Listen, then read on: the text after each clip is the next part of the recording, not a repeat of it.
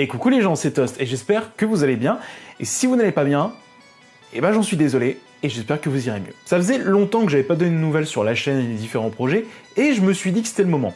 Parce que c'est la rentrée, tout ça, même si je suis vachement en retard, mais ça passe. Mais au lieu de faire un truc long et chiant, je vais faire un truc plutôt rapide, plutôt dynamique, en condensant l'information pour que ça soit vraiment percutant. Allez, c'est parti.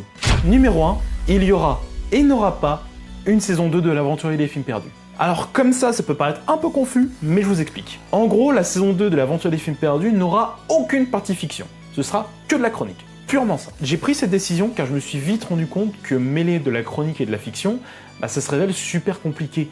Et en ayant discuté avec des personnes qui sont dans YouTube, dans la vidéo, tout ça, et j'étais assez d'accord avec elles, c'est que quand tu mêles les deux, la chronique prend le pas sur la fiction, ce qui fait que la fiction est totalement squeezée. J'aime bien le mot squeezé, ça fait très années 90.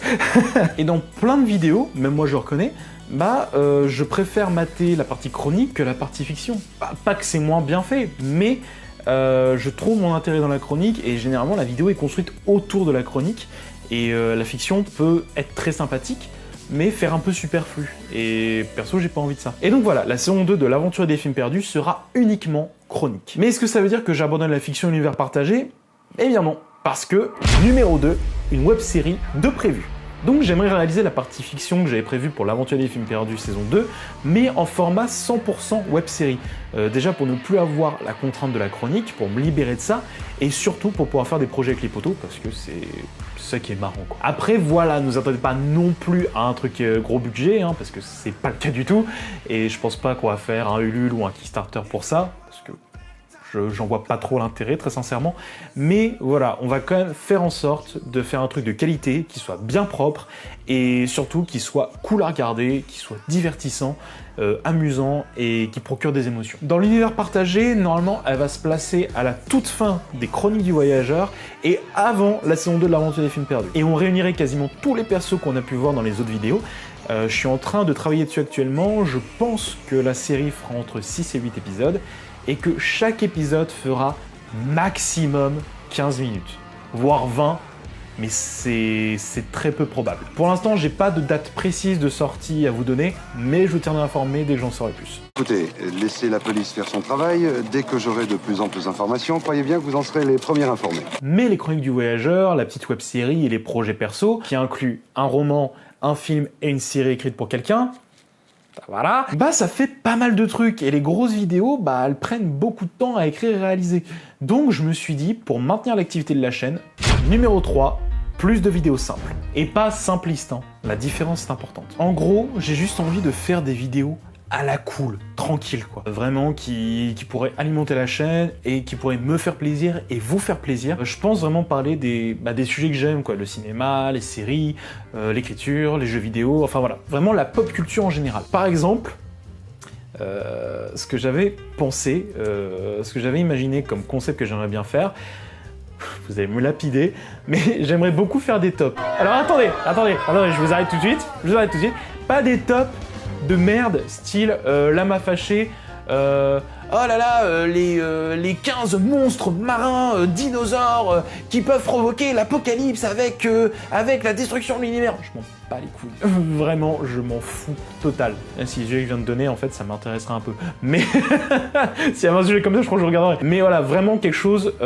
plus proche du Nostalgia Critique ou de Mr. Fox, si vous connaissez, où c'est vraiment plus des tops personnel. Ils parlent vraiment de ce qu'ils aiment, ils parlent des films qu'ils aiment, ou qu'ils détestent, parfois c'est ça, ou des séries qu'ils aiment, etc. Et je trouve ça beaucoup plus intéressant d'avoir une opinion personnelle de quelqu'un sur quelque chose plutôt que du Wikipédia. Après voilà, vous attendez pas un rythme de dingue non plus, si j'arrive à en faire genre une par mois, ce serait déjà pas mal là-dessus, voilà, perso je suis plus dans ce truc-là.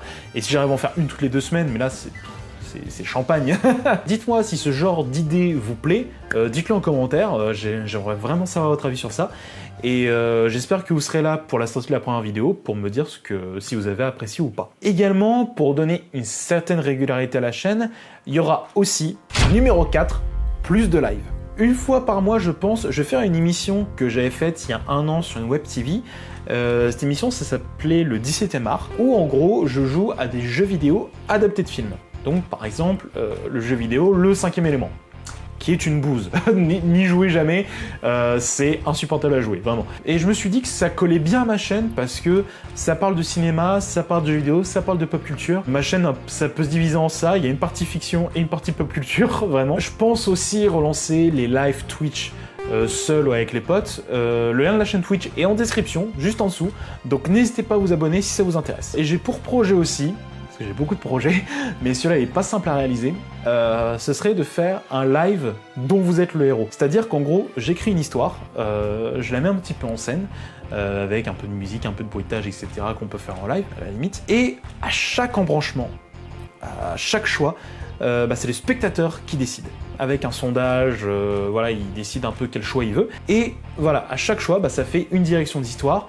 Et je trouve ça super intéressant. Vraiment, comme ça, tu as une vraie interactivité qui est permise grâce au direct, grâce au live. Je me dis que ça peut être une idée super intéressante à exploiter. Personnellement, je ferai pas de la fantasy ou de la science-fiction. Ça m'intéresse pas de faire un live dont vous êtes le héros sur ça.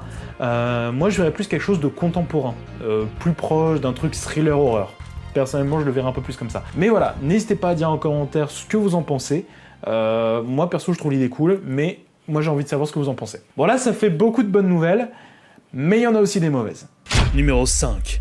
Les nouvelles pas sympas. C'est un chouïa trop grave. Pour commencer, le French Touch numéro 3 ne sortira probablement jamais. Donc il a été écrit, tourné 2 fois, parce que la première fois, il y a eu un problème de caméra, et monté en grande partie, malgré tous les plantages de mon logiciel, merci Adobe, mais au final, je trouve le résultat pas très bon, ni très intéressant. Donc voilà, j'ai pas vraiment envie de le sortir si c'est pas bon. J'hésite entre changer de film pour le French Touch numéro 3, ne plus prendre Les Visiteurs parce que c'était assez naze.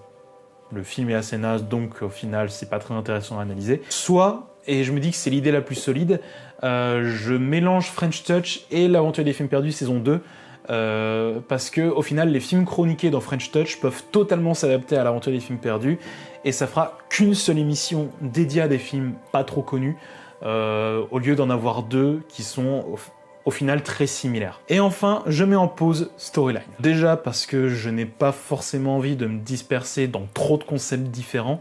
J'ai vraiment envie pour le moment de me focaliser sur la fiction et mon univers partagé, parce que c'est ce qui me plaît, vraiment. Et surtout, si un jour je reprends Storyline, j'ai envie d'avoir un peu plus d'expérience dans le domaine. Car même si j'apprends via des sites, des livres et par moi-même, je suis pas un professionnel, je n'en vis pas, et j'ai envie de continuer ce concept de Storyline en ayant un peu plus de légitimité dans le domaine. Un peu de bouteille, quoi. Et j'ai envie de rendre vraiment l'émission accessible à tout le monde, que ça donne envie vraiment à n'importe qui d'écrire, vraiment, parce que je pense que énormément de gens ont des histoires en tête, ont envie d'écrire, mais n'ont ni le temps, ni forcément l'envie, ni la motivation, parce qu'ils disent « c'est trop difficile, parce que ça demande, c'est plein de règles, d'histoires, etc. machin ». Et j'ai vraiment envie de faire ça, de faire une émission qui puisse motiver les gens à écrire, et que ce soit pas juste un tutoriel. Voilà, c'est tout pour les news, donc n'hésitez pas à laisser un pouce levé si vous avez aimé, à vous abonner, à me suivre sur les différents réseaux sociaux et sur Twitch, et à me soutenir éventuellement sur Tipeee si vous le souhaitez et le pouvez. Allez, ciao les gens!